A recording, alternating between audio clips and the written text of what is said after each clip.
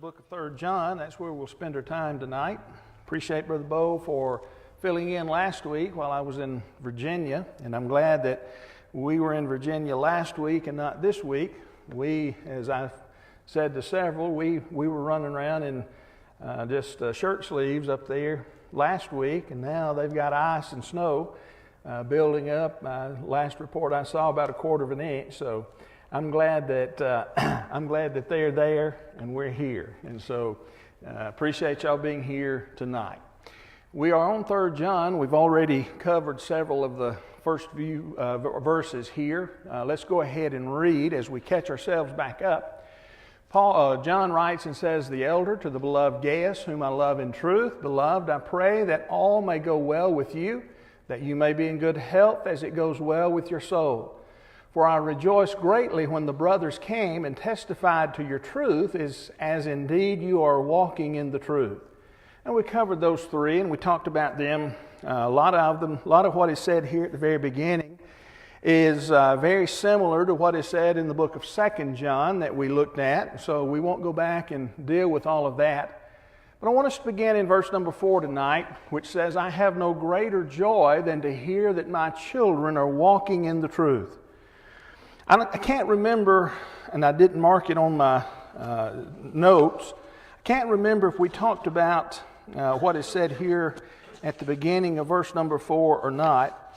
And so if we have, we'll quickly hit it and move on forward pretty fast. But as we look at verse number 4, John says, "I have no greater joy." Did we talk about the concept that's used here of the greater joy?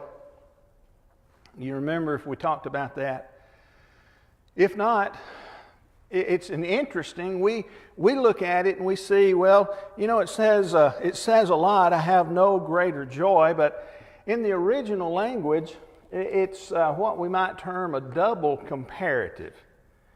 Another instance, not the same word, but another instance is more easily seen in some of the translations. Somebody turn to Philippians chapter 1, verse 23. Now, this is not the same word that he's using here, but it's the same kind of thing, a double comparative that is used. Philippians chapter 1, verse 23. Somebody read that out loud for us. "For I am hard pressed between the two, having a desire to depart and be with Christ, which is far better." Which is, at the last part there, he says, which is far better. That's an example of a double comparative. Far better. Now, probably no one in here has a copy of the American Standard Version that you're reading from, but if you happen to have an ASV, an American Standard Version, a very reliable translation, the way that it's translated there at the end, Paul said, "I'm in a strait betwixt the two, having the desire to depart and to be with Christ, for it is," American Standard Version says, "very far better." And so they're trying to pick up on that double comparative again. Far better, you know, it's better, but we see far better. It's much better, but American Standard says very far better. And so they're trying to express to us the idea that the writer is expressing and giving us, the extent to which, in the case of Paul here, the extent to be with Christ is so much better than we can even begin to imagine. The New American Standard translates the same verse, last part of it, very much better, and very much better. And so you see that idea, that expression that is being given. Now back to the book of John, 3 John. John says, "I have no greater joy." The no greater joy is again that double comparative, and it has the idea, the expression is that joy that John has is not just a regular kind of joy that you might have, but it's sort of like the translation in the book of Philippians. I have that really, really great joy that very far joy, that exceeding great joy, okay? And so I have no greater joy than to hear that my children are walking in the truth. One of the things, and we'll talk about this passage more as we develop it here, one of the things that brought the most joy to any of the apostles, whether it be Paul or John or any of them, was to know that there were people who were doing right and who were on their way to heaven. That gave them the greatest joy in life, to know that there were people who were on their way to heaven. I'm not really sure that we get as excited about getting people to go to heaven as the apostles were. I'm not really sure that we are that deep into it. Are we happy when someone is baptized into Christ? Yes, but we're also happy when our football team wins, aren't we? Which one gives us the greatest joy? If we're honest, do what, Derek? It's really hard to keep it in a way, Yeah, it's two. Right. It's two different areas, but with some folks, I'm pretty sure that there's no comparison. I'm pretty sure that they get a whole lot more joy in regard to the sports or something like that than they do for someone who's baptized into Christ. But John says, and it's not just words, remember he's writing by inspiration, right? The words that he is writing, he's writing by the inspiration of God. They're his words, but by inspiration, God is approving those words, right? And so when John writes these words, he is expressing them, but God is putting his stamp of approval on the statement. And God knows the heart, does he not?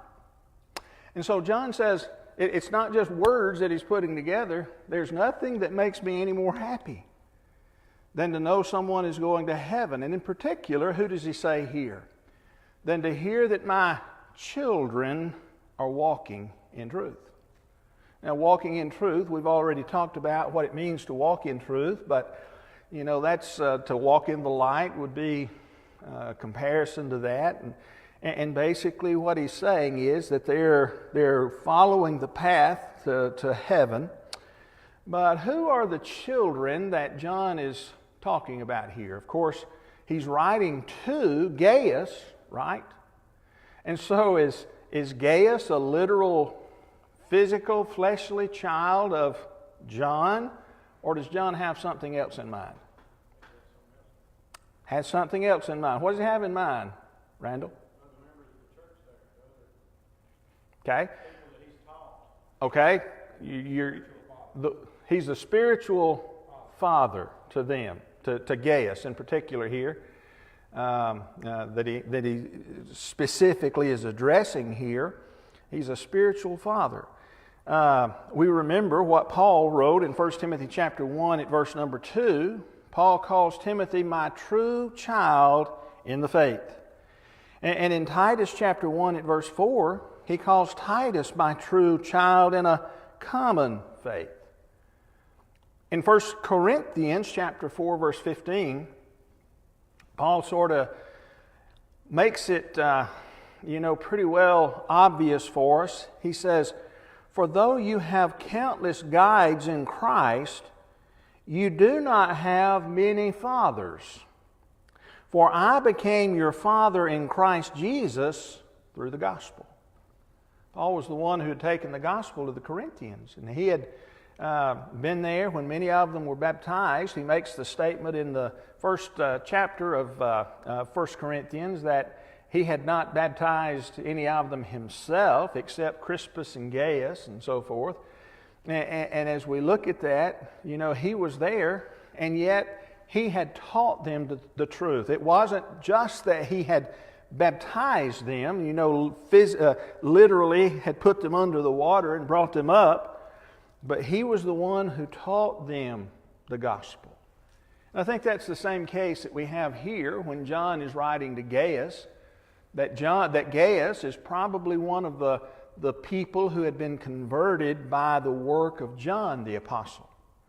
And so he is so thankful, he is so happy. He has no greater joy than to hear that his children, of which Gaius was one, were walking in the truth. Look at verse number 5. Verse number 5. John says, "Beloved," remember we've already encountered that word back up in verse number 2. We talked about it there. He's again addressing Gaius. "Beloved, it is a faithful thing you do in all your efforts for these brothers, strangers as they are." Let's break that verse down, talk about it in its individual pieces here. Beloved, again talking to Gaius, but he said it is a faithful thing that you do. What is it that John is writing about that Gaius was doing that he calls a faithful thing? Obviously, he mentions the efforts, and we're going to come and talk about that, but what is it that John is saying Gaius is doing? For just the sake of discussion here, and again, we'll build on this more in just a second, but it seems what Gaius had done is opened his home and helped some missionaries who had come his way, and perhaps were even going to another place to work. We'll see that develop as we continue reading here. But John says, in taking care of these men, he's going to say that they testified of that in front of the church in verse number 6. But in whatever it is that he's doing in showing hospitality and helping these brothers, John calls it what? A faithful thing.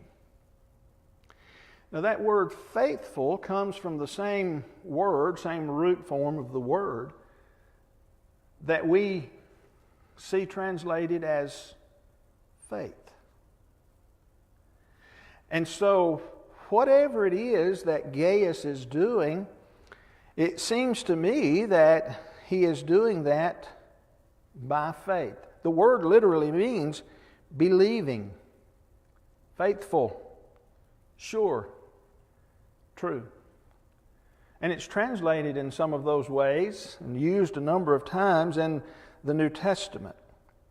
But whatever it is that he is doing, it seems that he is doing it by faith and for faith. It's a faithful thing that you do.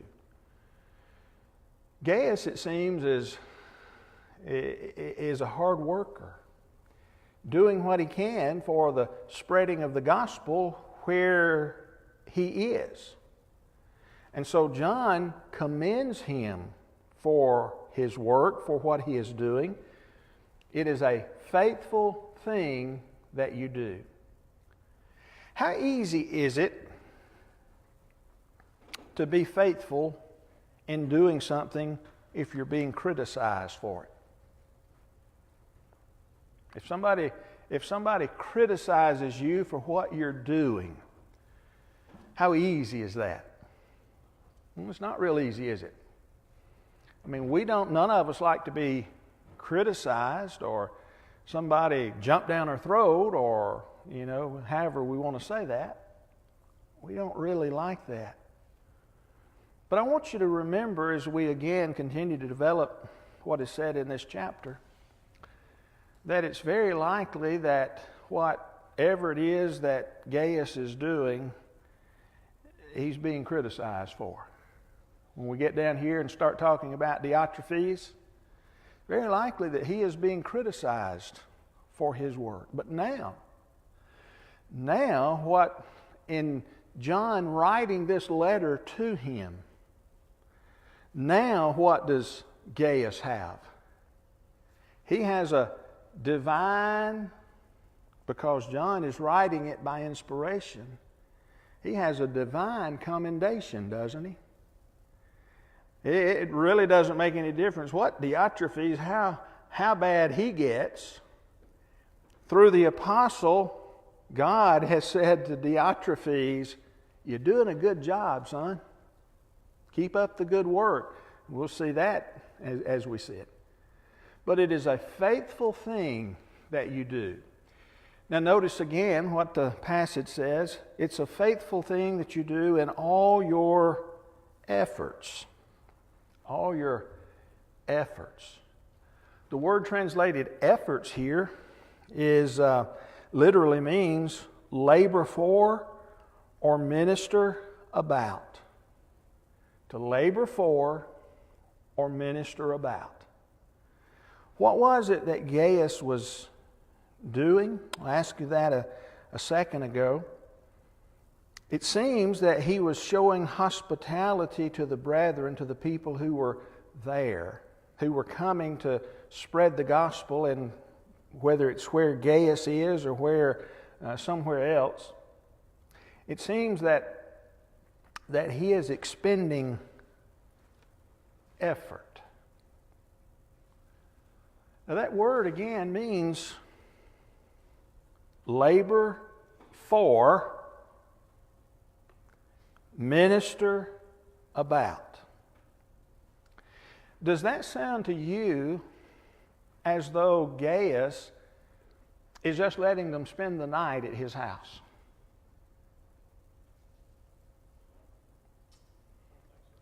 The connotation of the words says more than that, doesn't it? Does it seem to indicate that Gaius is more involved than just opening his doors to somebody? According to the words that John writes here, and I don't think they're by accident, it seems that Gaius is more involved in the work than just letting them stay there. And John says it's a faithful thing you do in all your efforts. He is putting some time and effort. He's putting some work, some labor into whatever it is that they're doing. And so it seems that he's doing more than opening in his house or even opening his pocketbook. He is actively involved, it seems to me, in whatever the work is that's going on in regard to these brothers, and we'll just simply call them missionaries. I think that's a proper way of looking at what we're seeing here. Seems that Gaius is actively involved in whatever it is that they're doing. Okay? Now, another thing that you might want to take note of here, as John is commending Gaius, he says, "Beloved, it's a faithful thing you do in all your efforts, your labor, your work for these brothers." But what is significant about those brothers? You don't know. They are strangers to him. They're not folks from where he's at. They're not folks that he grew up with. They're probably not even folks like Paul. You know, Paul would have had a name among the churches, would he not? People would have known who Paul was. They would have known at this time, you know, this is later on. Paul's already been dead and gone for a number of years, but they didn't know who John was. And so if John came to your house, knowing who he is, that he is the last living apostle, would you be more favorable to opening your house and laboring, putting forth effort to help him, or some unknown little preacher that came by? Which one would you be more willing to put out the effort for? John commends Gaius because it's not that John has been there. John may come, as we'll see. He may show up. But he said, it's a faithful thing that you do in all your efforts for these brothers, strangers, xenos, as they are. He may not have known them from Adam's house cat as far as who they were, but he knew what they were doing, and he knew what they were teaching. And he knew that he needed to have a part in that. So, not just that he's doing something and that he's putting effort into it, but he's putting effort into helping a stranger. Now, think about that in regard to what is said in the book of Hebrews chapter 13. I think it's verse number 2. Where he talks about showing hospitality, right? For some have entertained angels, literally a word for messenger. They've entertained. Now, I believe what the writer of the book of Hebrews is referring back to is Abraham, when God came to see Abraham on that occasion. But some have entertained angels unawares. Puts sort of a different light on that word strangers, doesn't it? Used there in Hebrews chapter 13 as well. That's what this is that in action.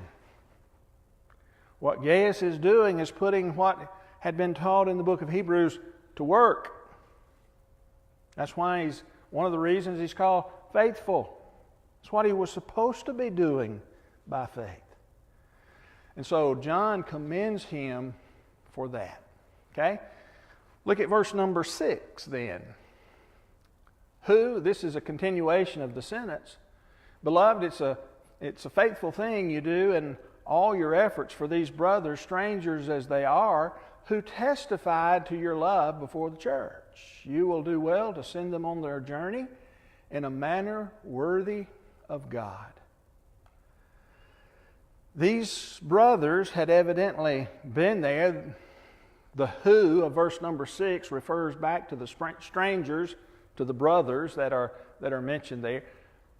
What had these brothers done when they got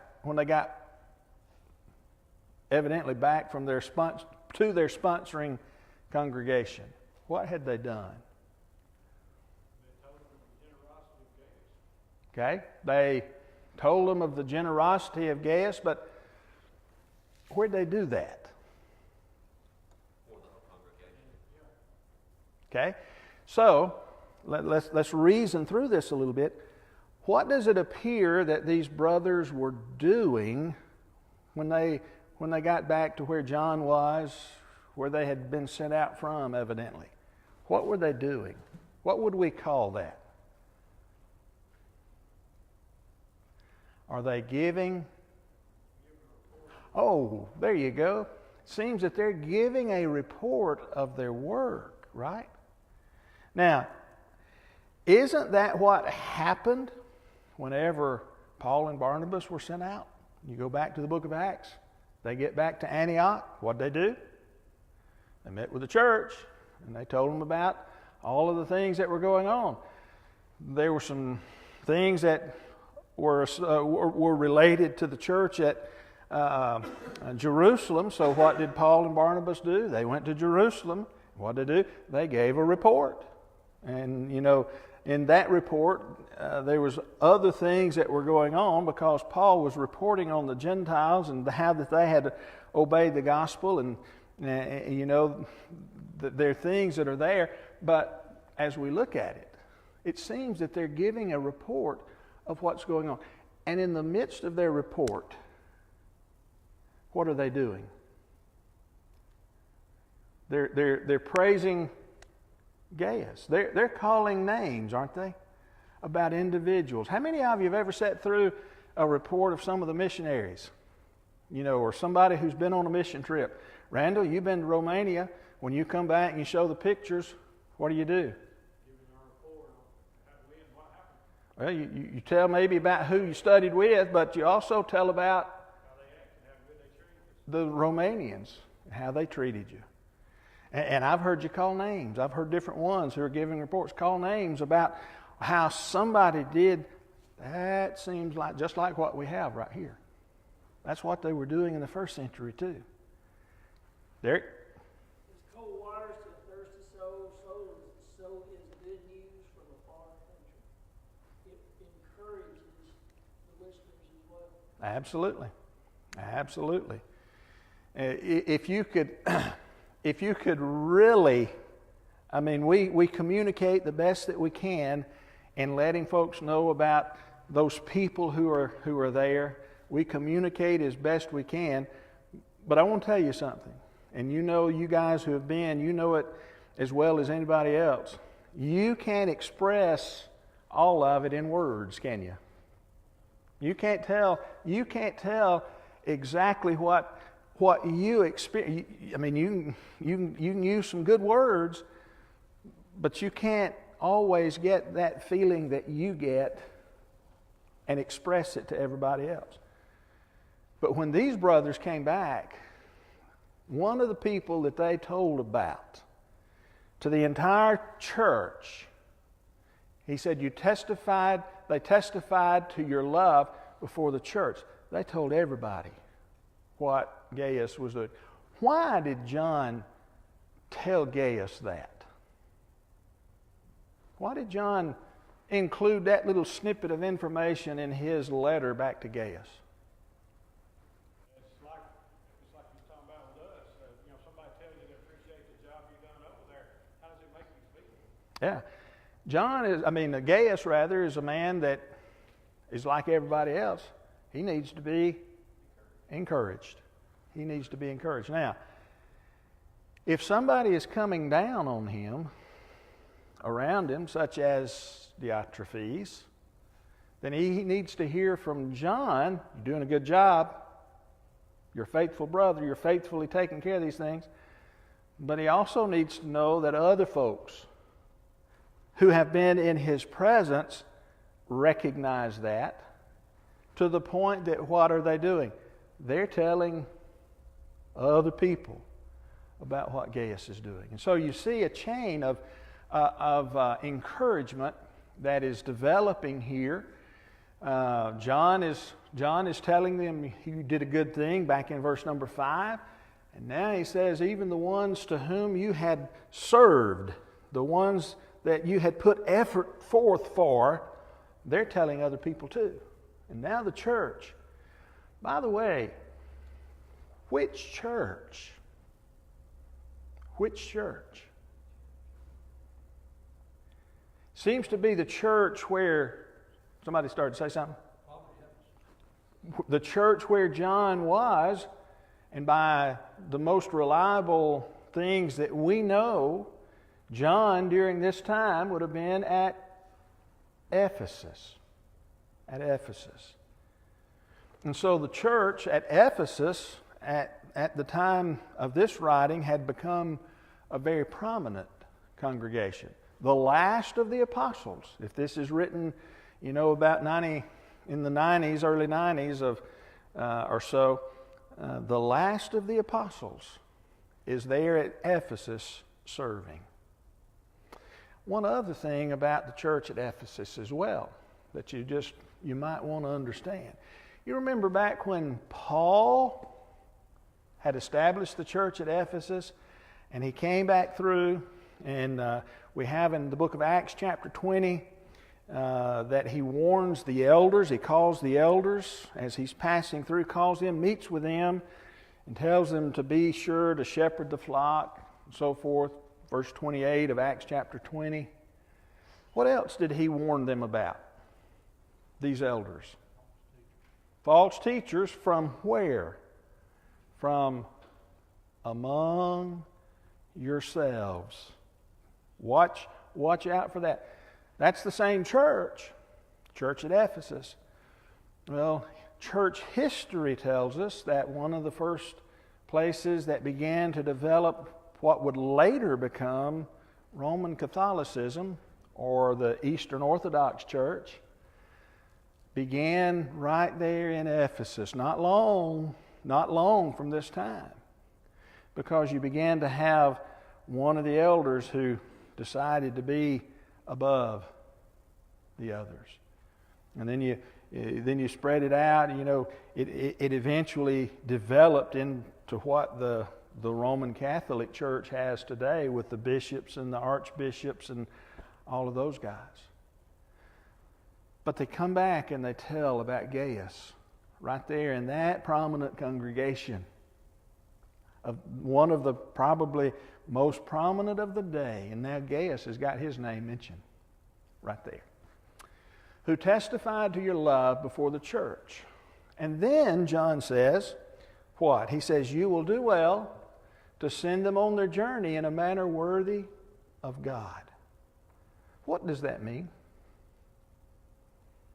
When John says you would do well to send them on their journey, what is John recommending that Gaius do?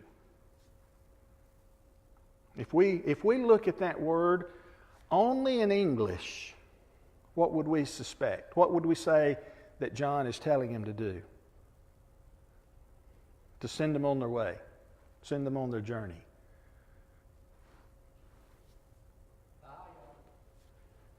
Yep. Maybe as they stop by, feed them, and good luck. Send them on their journey. That's not what John said. That's not what John said do. When he said send them on their journey, whatever it was that he's telling him to do had to be look at the last part of that verse, in a manner worthy of God. It's more than just simply saying bye-bye, isn't it? Y'all have a good time. Be careful. Stop by if you ever come back through.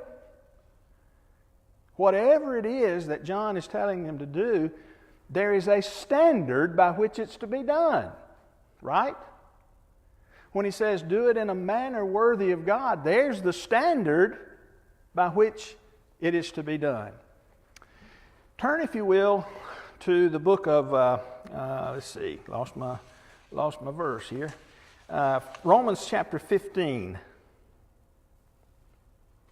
verse 24. Romans 15, verse 24. Whenever I journey to Spain, I shall come to you, for I hope to see you on my journey and to be help on my way there by you, if first I may enjoy your company for a while. Okay, who said that? Who wrote that? Paul wrote that. He's writing to who? Church at Rome. Writing this for Romans. And when Paul says, I'm hoping to go to Spain, but when I come by where you are, in Italy, I'm hoping that you'll do what? That I can be, it's that H word. I can be helped on my way. What was Paul asking for from the church at Rome? Provision, money, whatever it was going to take. Yeah. That's what he's talking about. I wish to be helped on my way. Provisions for the trip, including food for the trip, money for the trip. Well, do you know that the word send here in 3 John verse 6 and the word helped in Romans chapter 15 are the same word? The same word. So, having looked at it from that standpoint, what is John instructing Gaius to do? Provide for them. Provide for them. Not just a place to stay, that's one thing, but also to provide for them as far as meals are concerned, money is concerned. You'd do well. Gaius, if you've got it, you'd do well to help them do that. But also it was the custom for the person who was doing the helping in that day to not just give them some stuff to go on, but to accompany them, to help them and feed them and whatever needed to be done. That was the custom of the day. You know Right? what the average length of stay was when they... Various times. You know, if you look at Paul, sometimes he'd be at a place 2 years. So, read about him being different places, Ephesus in particular for 2 years. And so he's asking him, hey Gaius, if you can, if it's within your power, you send them on their way. But don't just send them on, you help them along their way. That's what he's intending for Gaius to do.